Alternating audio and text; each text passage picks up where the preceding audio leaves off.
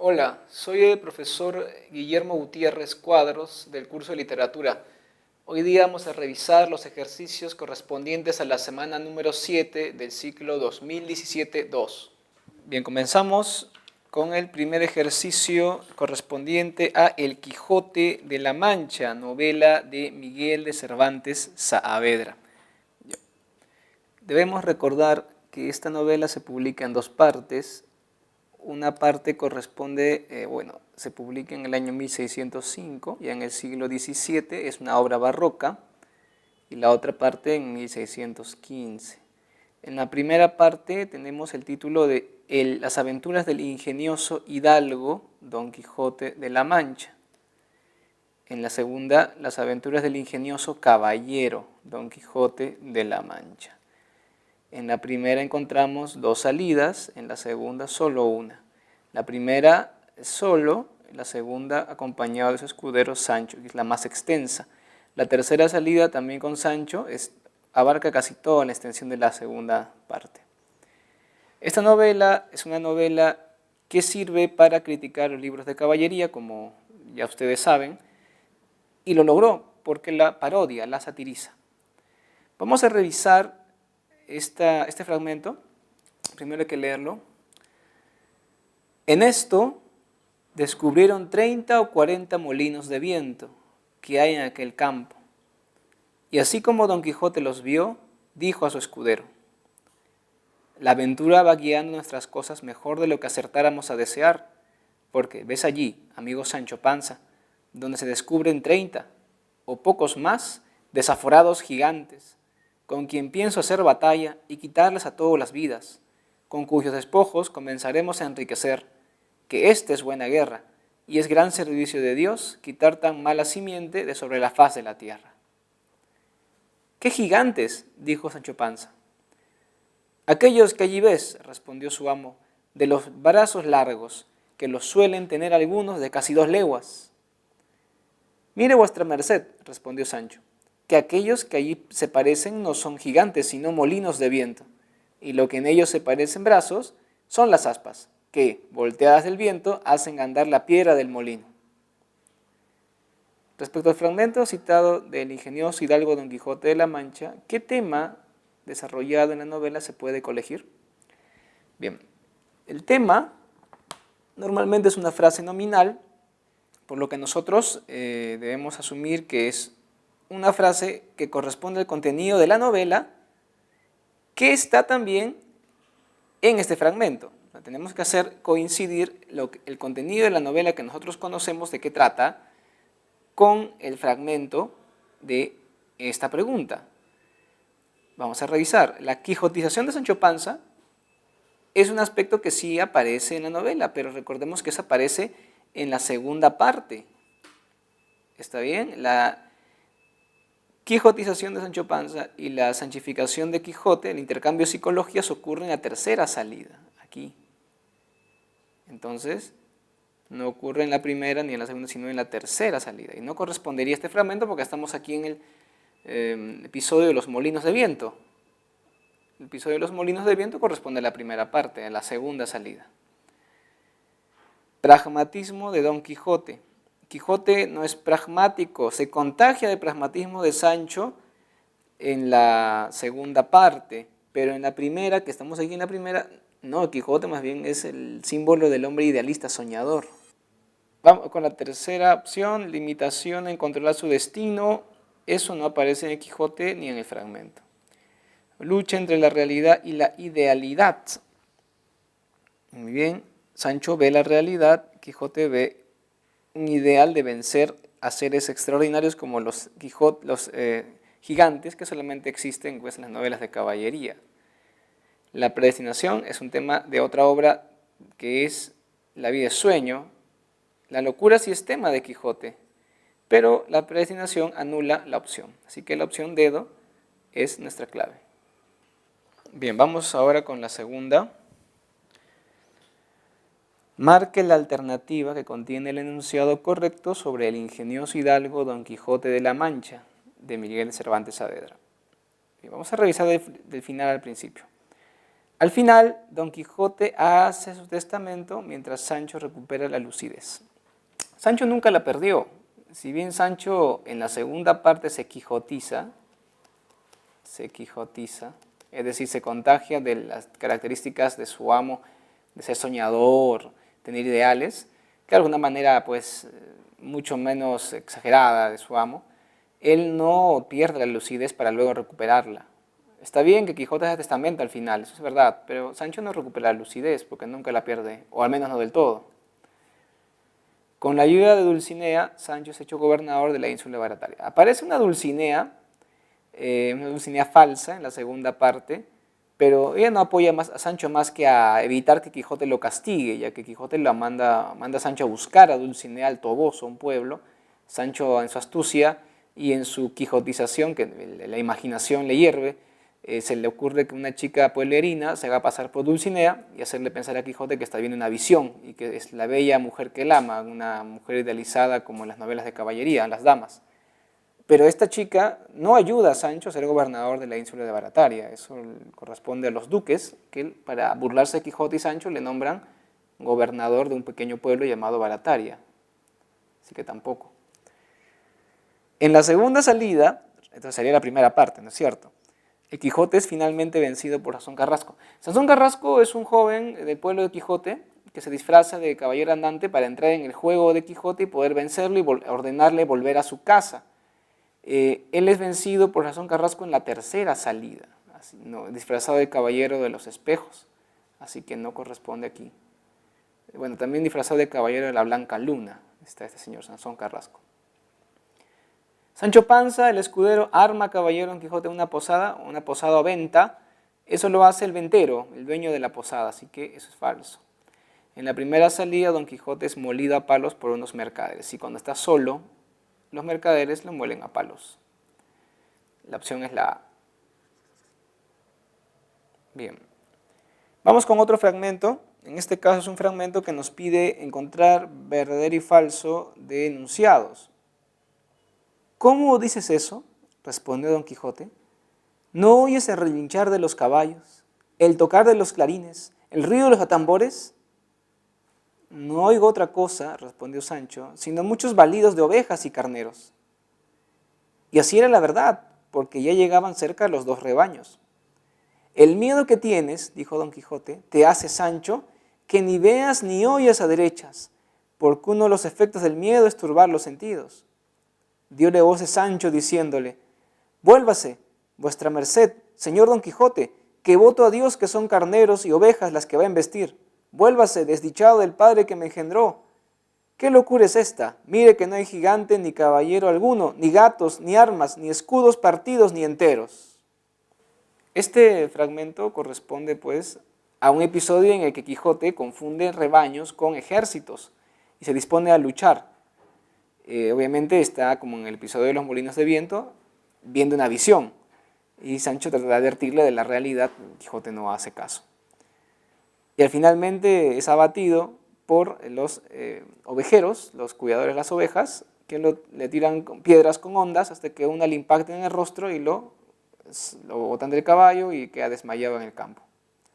Igual que en el episodio de los molinos de viento, cuando despierta Quijote, se da cuenta pues que está viendo los carneros, esa vez vio los molinos, y dice que un hechicero los ha transformado, los ejércitos, los gigantes, en molinos o en ovejas para arrebatarle su victoria.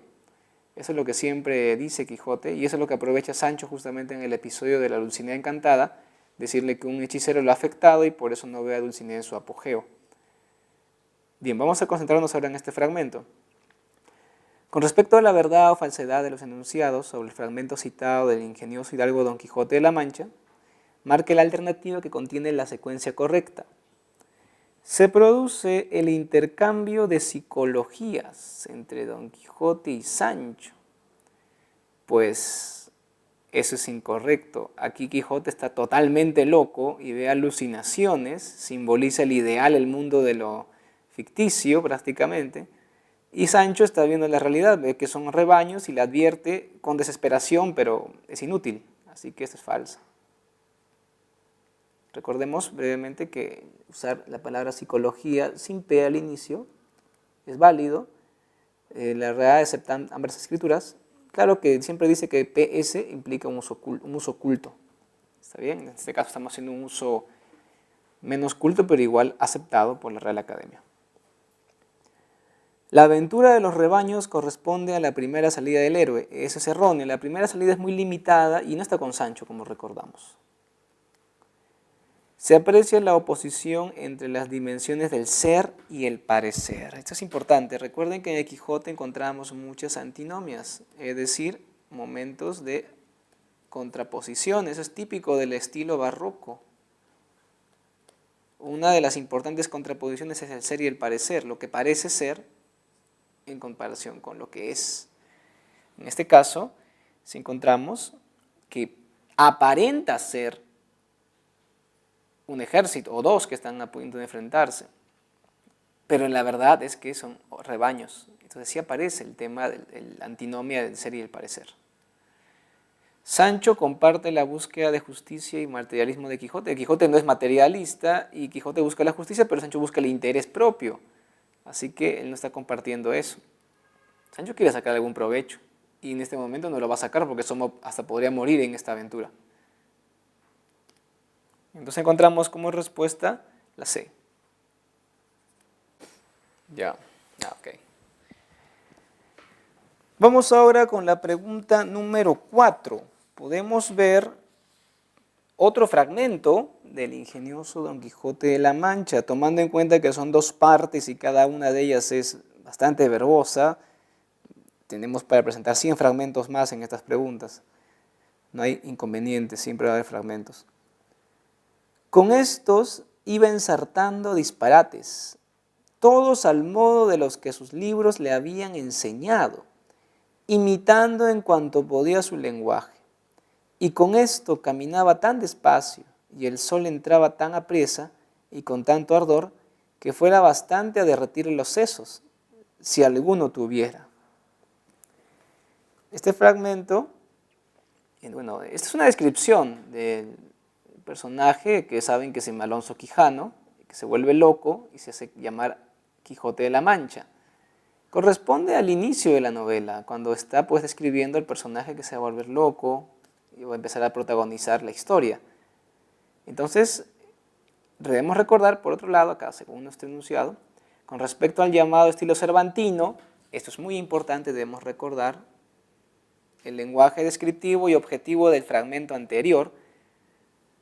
¿A qué pertenece? Vamos al estilo cervantino. Entonces, el estilo cervantino es la correspondencia, la conjunción de 3 lenguajes.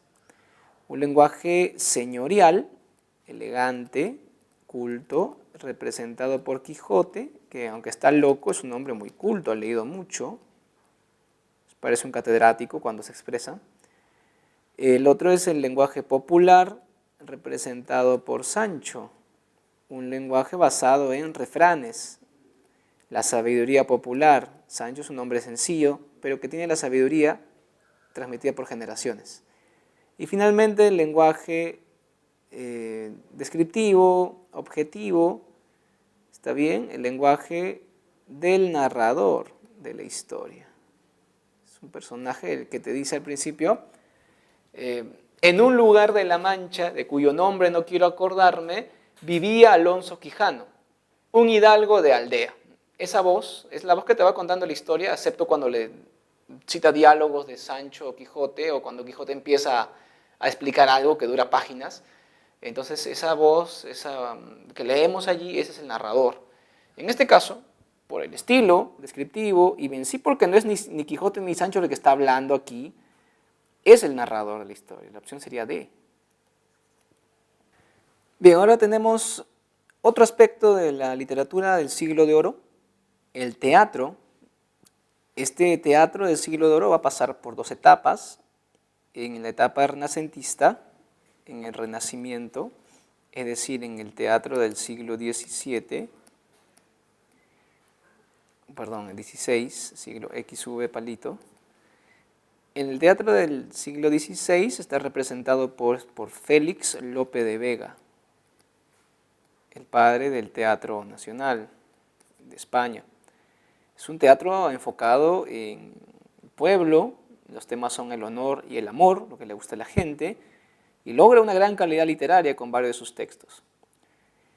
Esta se daba sobre todo en los corrales de comedias, es decir, espacios adecuados, adecuados a partir del patio trasero de una casa grande o los callejones que se cerraban y trataba de adaptarse lo mejor posible en los balcones de las casas y se cerraba el ingreso para cobrar entrada.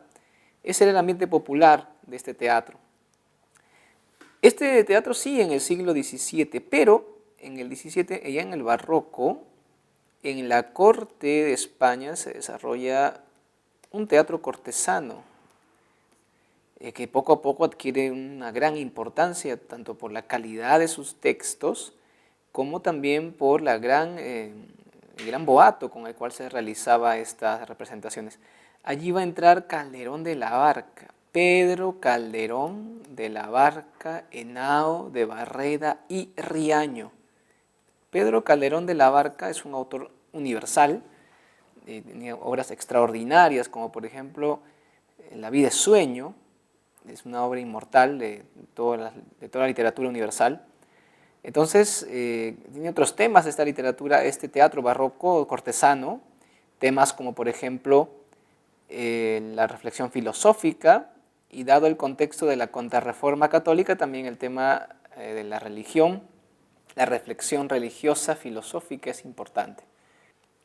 Entonces vamos a revisar, el teatro de Calderón de la Barca es de tipo, y nos piden dos características usando la conjunción Y. Es una conjunción, valga la redundancia, conjuntiva. A ver, el teatro de Calderón de la Barca es de tipo, realista, en la etapa cortesana, en su etapa más esplendorosa, no es. Didáctico de alguna manera sí, pero al estar mal realista, ya no. Es idealizante y reformista, no tan idealizante tampoco, pero reformista no necesariamente también. Histórico, mitológico, Calderón de la Barca es un autor que se basa en hechos históricos, pero no es su fuerte, no es lo principal, no es como Lope, que hacía un teatro basado muchas veces en la historia, en la tradición de España, y mitológico, al menos en su teatro cortesano, no es tanto.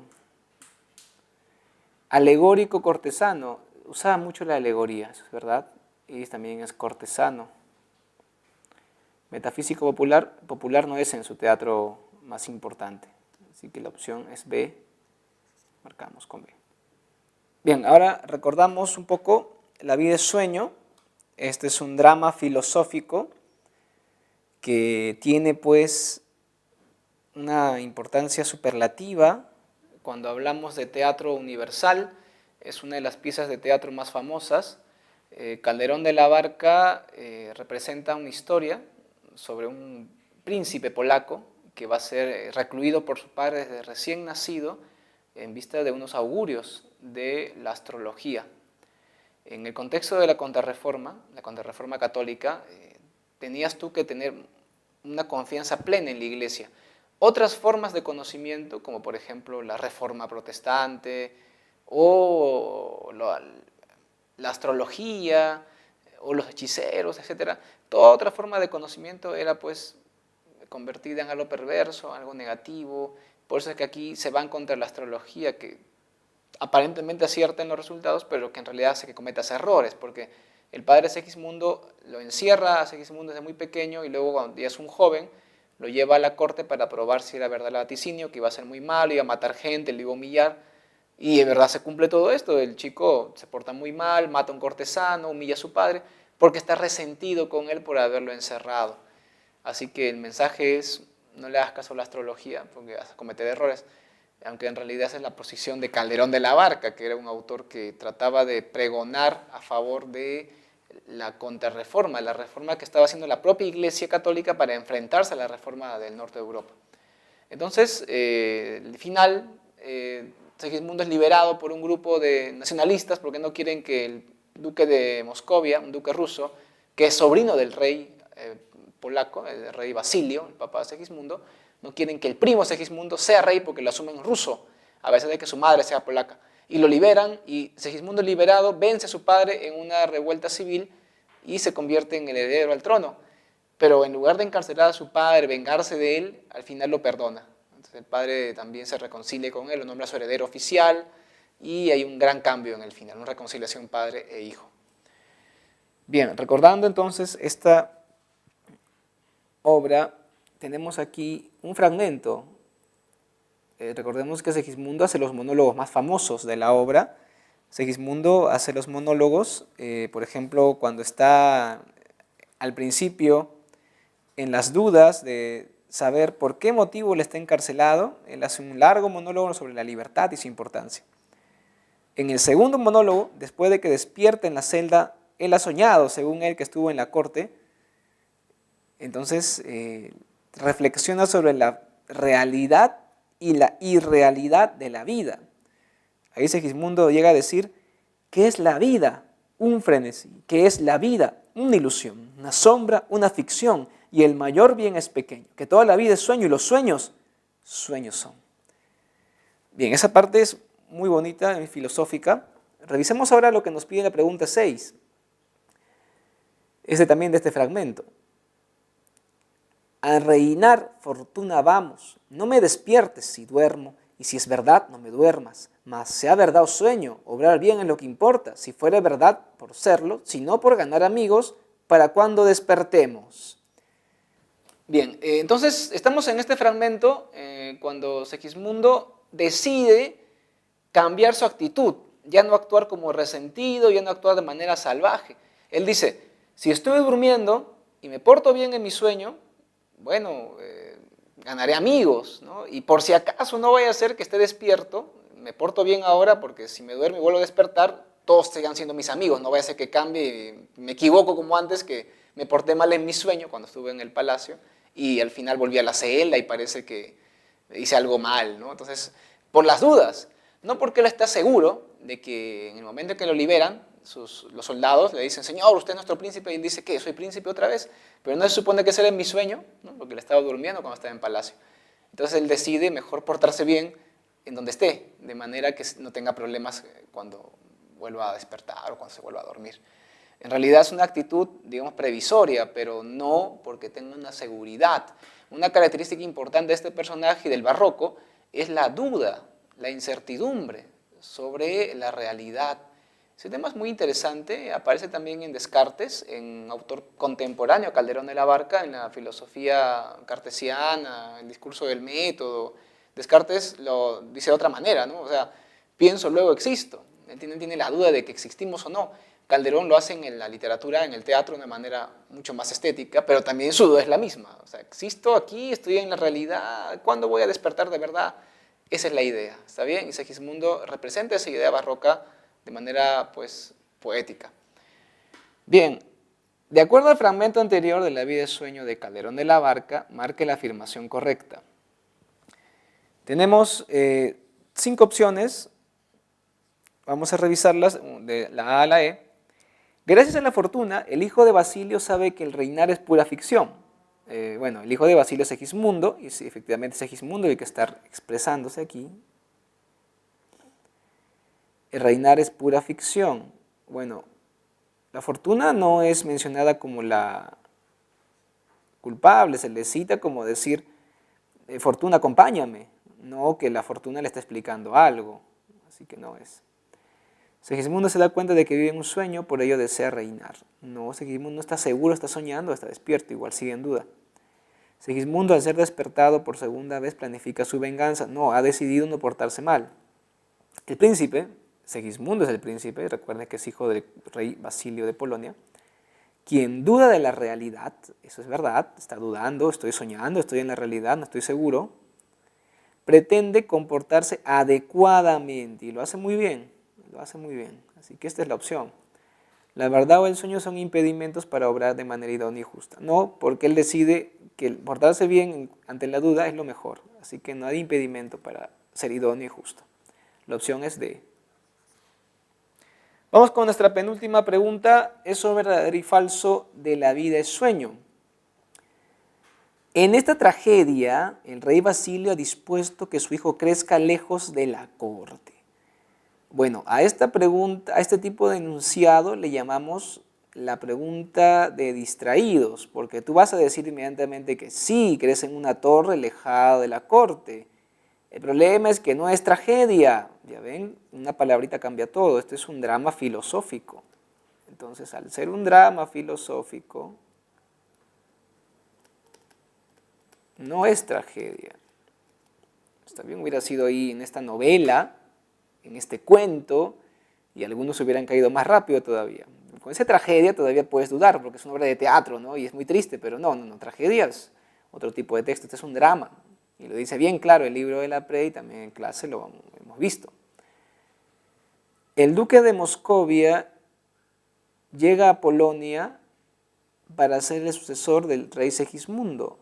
No, el duque de Moscovia es Astolfo, el sobrino del rey Basilio, primo de Segismundo, y no llega para ser sucesor del rey Segismundo, sino del rey Basilio.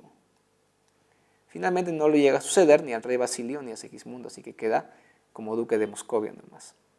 En el tercer enunciado, Segismundo llevaba a la corte, es verdad, lo llevan a la corte, él cree que está en un sueño cuando despierta, porque lo habían narcotizado en su celda, actúa salvajemente de manera no adecuada para una corte, trata de enamorar a Estrella, que es su prima, luego a Rosaura, que es una dama, y ambas son muy bonitas, y él no tiene modales con ellos, bien arregladas las chicas, educadas, y él no.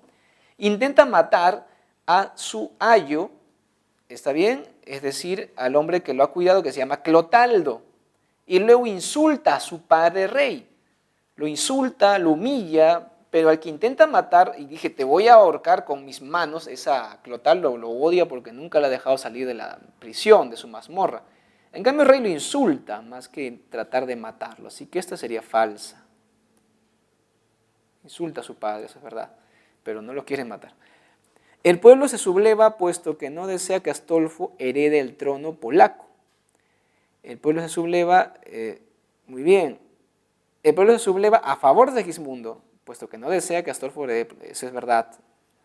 Acá un detalle, Astolfo, duque de Moscovia, sí tenía derecho al trono, porque era sobrino del rey Basilio, es hijo de la hermana de Basilio.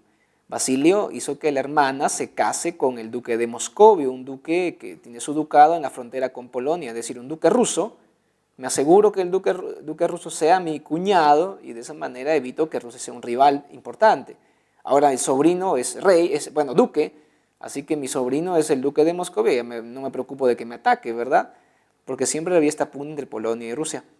Y él tenía también derecho a ser rey, pero claro, siempre que Segismundo no estuviera. Segismundo es el príncipe natural, que es el hijo de rey. Así que sí tenía derecho. Lo que pasa es que la gente, el pueblo polaco, como desconfía de Rusia, también desconfía de Astolfo y lo ven como ruso. Así que la clave es verdadera aquí, ya que el pueblo se subleva justamente porque no quiere que Astolfo sea rey. Prefieren que su rey sea su príncipe natural, es decir, Segismundo. Segismundo toma el poder, ordena encerrar a Clotaldo y castigar al rey Basilio. No perdona al rey Basilio, lo perdona, y a Clotaldo no lo menciona, simplemente se asume que lo toma como alguien grato ahora, que ha cambiado de actitud.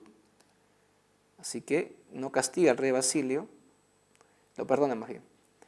La clave sería entonces con B de beso. Bien, vamos a cerrar con la pregunta 8. Con respecto a los temas desarrollados en La vida es sueño de Calderón de la Barca, la culpa con la que nace Segismundo hace referencia a... Bueno, ese tema es interesante. Cuando Segismundo es su primer monólogo, el primer monólogo al inicio de la obra, es un monólogo sobre la libertad y la importancia de esta en la vida del ser humano, él nos habla sobre una reflexión, ¿no? O sea, todos los seres humanos al nacer cometen un delito. Mejor dicho, él dice primero, yo he cometido un delito al haber nacido, dice, primero, el delito del pecado original. Pero luego dice, pero si todos hemos nacido, pues ese es el delito que cometí, nacer, ¿no? ¿Por qué no todos están encerrados, solamente yo? Y ahí pues su reflexión toma otro rumbo. A partir de esa idea, ¿no?, del pecado original, es el delito de todos al haber nacido y que se borra, se supone, con el bautizo, revisemos la pregunta. A ver, hace referencia a la fugacidad de la vida, que le hace parecer como una ficción. No, no necesariamente eso. La idea de la predestinación del hombre en la cultura grecorromana, no, tampoco. Profecía que señala a Segismundo como rey déspota y tirano, él no la conoce, no la podría referir. Privación de libertad que sufre Segismundo en su propio reino. Bueno, él no sabe que es rey en ese momento cuando hace la reflexión, ¿no? Idea del pecado original con el cual nacen todos los hombres. Recuerden que es un tema religioso porque este teatro barroco cortesano es muy religioso. La respuesta es la E de enano. Muy bien, alumnos, hasta ahí llegamos hoy día con el solucionario de las preguntas de la semana número 7. Espero sus comentarios y consultas en el muro del grupo de Face. Conmigo será hasta la siguiente sesión. Hasta luego.